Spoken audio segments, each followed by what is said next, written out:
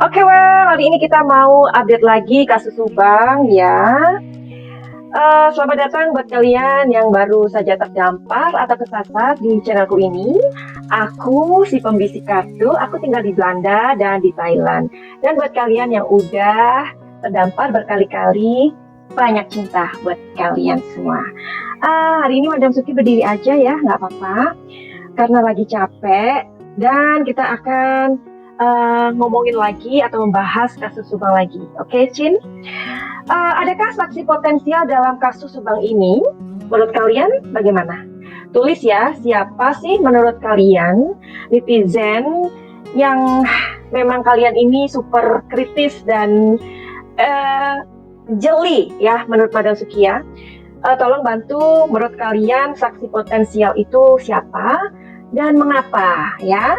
Nah, tetapi bisa jadi kan saksi yang berkali-kali dipanggil itu adalah saksi yang paling potensial menjadi tersangka dalam penetapan kasus ini. Nah, jadi kasus ini kan udah memakan waktu 7 bulan ya, mungkin OTW ke 8 bulan. Dan saat-saat ini adalah detik-detik di mana polisi akan merilis siapakah tersangka, ya itu sesuai dengan janji kepolisian, ya kan? Oke. Saksi pertama adalah saksi yang pas kejadian ia datang, ya. Kita sebut saksi pertama. Saksi kedua adalah saksi yang tidak ada jejaknya. Oke, you know what I mean. Saksi ketiga adalah saksi yang paling sering menimbulkan kontroversi dan ia juga yang katanya disuruh oleh Banpol, ya kan? Which is itu Banpol masih kita nggak tahu yang mana orangnya karena nggak ada klarifikasi apapun juga. Nah, tapi jangan khawatir, saksi pertama, kedua, dan ketiga, adapun saksi yang tidak ada jejaknya sama sekali, itu aktivitasnya akan diperlihatkan ke publik, mungkin dengan CCTV ya, itu pasti akan diberikan oleh penyidik atau kepolisian later ya. Jadi nanti kalau sudah ada pengungkapan. Saksi keempat ini adalah mama muda yang katanya ia sedang liwetan, begitu.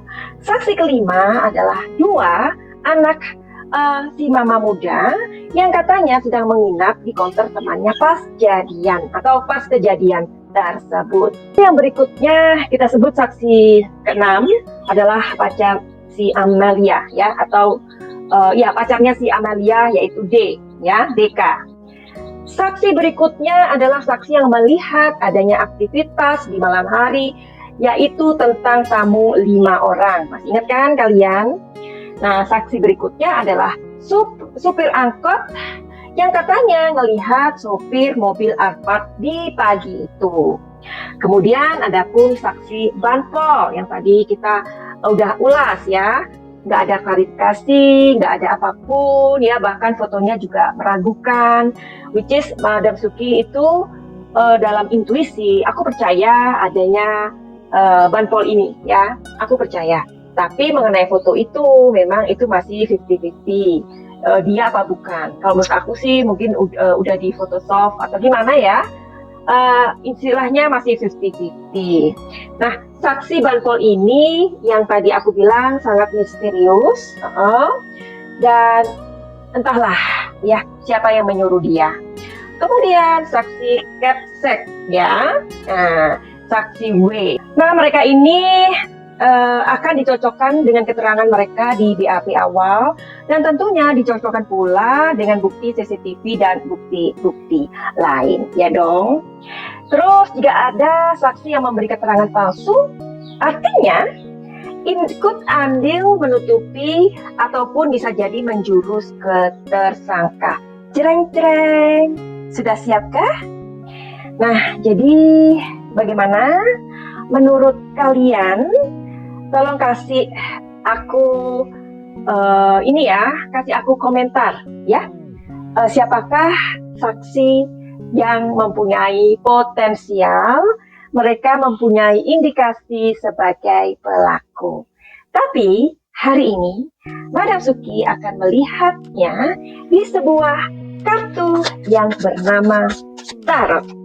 Kenapa tarot? Karena tarot adalah kartu yang bercerita.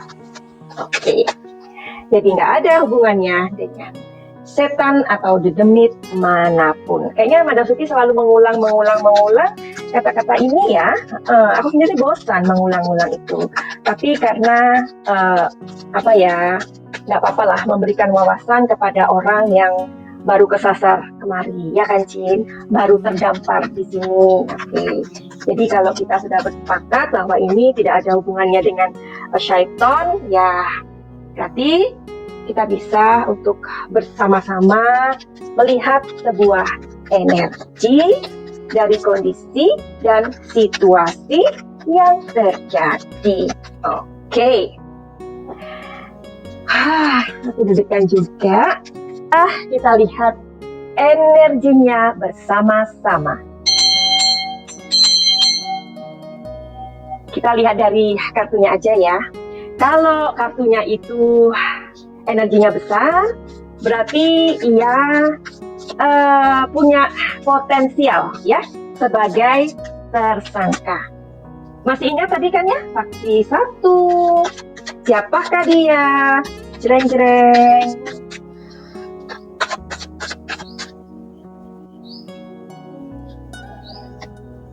Ya. Di sini sih sepertinya ia mengetahui sesuatu. Tapi kita lihat potensinya gimana nih. Saksi pertama ini.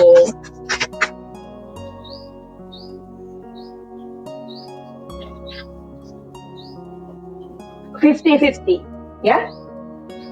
Kenapa 50-50? Banyak sekali asumsi liar, opini liar yang sudah berkembang. Alright? Tetapi kenapa polisi tidak menangkap? Berarti ini kan masih dalam pendalaman, ya kan? Nah, oke, jadi 50-50 ya, saksi pertama. Saksi kedua.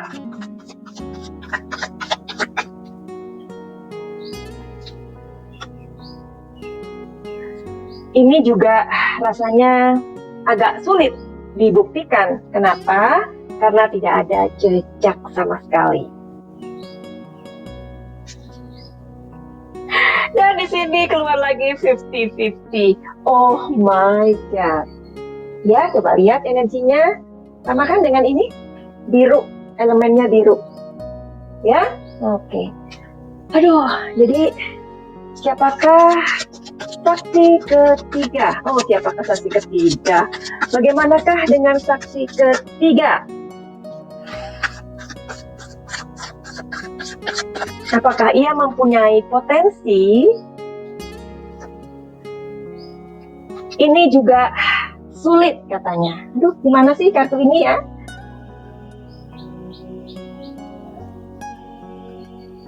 Oke. Meskipun ia banyak sekali menimbulkan kontroversi, ya, tetapi polisi atau penyidik tidak menemukan sebuah motif. Jadi motif ini sangat penting loh ya dalam sebuah tragedi atau kejadian ya. Oke, bagaimanakah dengan si Mahmud?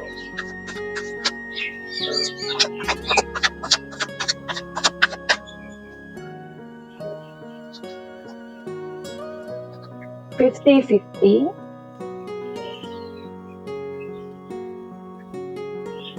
Di sini ada sebuah kemungkinan, possibilities, ya. Nah, kenapa di sini 50-50? Ya, masih perlu pendalaman. Kalau memang ya, apa motifnya, ya? Tapi di sini orangnya sudah cukup terpuruk, ya. Mudah-mudahan kita doakan supaya polisi cepat ya memberikan hasil ya. Karena di sini juga aku adalah orang yang netral, jadi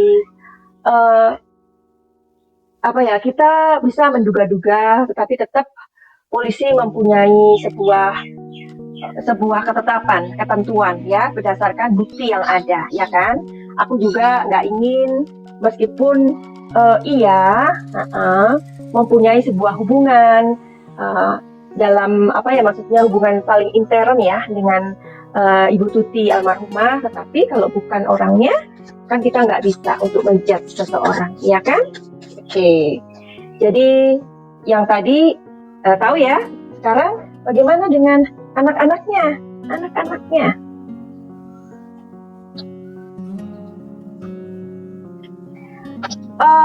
Possibilities, ya. Yang ini yang anak pertama, yang anak kedua. Anak kedua juga ada possibilities.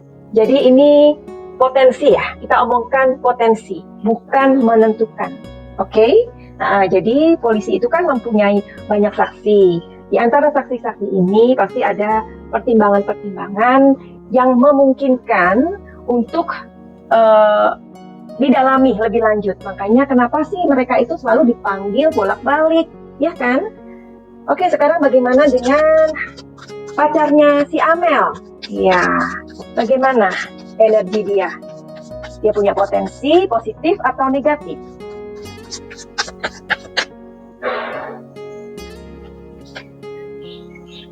Ada possibilities. Tetap ini juga didalami, ya. Oke, karena dia juga memberikan kesaksian pada pukul pokoknya yang terakhir, si Amel terakhir berhubungan atau komunikasi dengan dia, ya kan? Oke, terus bagaimana dengan Banpol?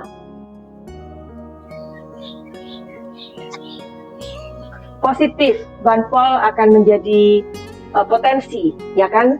Kenapa dia menyuruh? Tapi kan siapa yang menyuruh dia?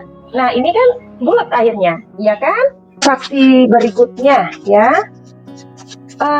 Ia adalah orang yang melihat adanya aktivitas di malam hari, yaitu tentang tamu 5 orang. Oke. Ya, di sini ia mempunyai sebuah potensi, tetapi potensinya di sini adalah pendalaman tentang kebenaran tamu 5 orang itu. Kita sudah tahu ya adanya indikasi saksi palsu, ya. Jadi yang aku omongkan ini bukan sebuah ketentuan ya, ini adalah prediksi, oke? Jadi bisa jadi didalami lagi siapa 5 orang itu, benar nggak dia lihat 5 orang itu. Sekarang adalah saksi sopir angkot ya, yang katanya ngelihat sopir mobil Alphard pagi itu. Nah, ini juga didalami sama polisi. Benar-benar nggak dia melihat atau dia hanya istilahnya itu hanya karangan atau kebenaran, ya, masih didalami, akan dikejar terus. Terus sekarang siapa lagi? Sekarang adalah Capsek ya. Ya, Capsek ada potensi karena mungkin ada beberapa tindakannya yang frontal ya, dimana ketika kejadian tersebut kok tiba-tiba ujuk-ujuk dia berhenti. Nah, karena di sini ada justice. Oke, jadi begitu aja. Ini hanyalah sebuah prediksi, belum tentu benar, bisa resonate, bisa enggak. Oke, buat kalian yang mempunyai masalah silakan datang. Apapun itu, atau kalian yang mempunyai keluhan atau ingin sebuah terapi, silakan datang. Bagaimana caranya? Silakan melihat deskripsi. Finally, begitu aja. Send love and light. Salam Jaya.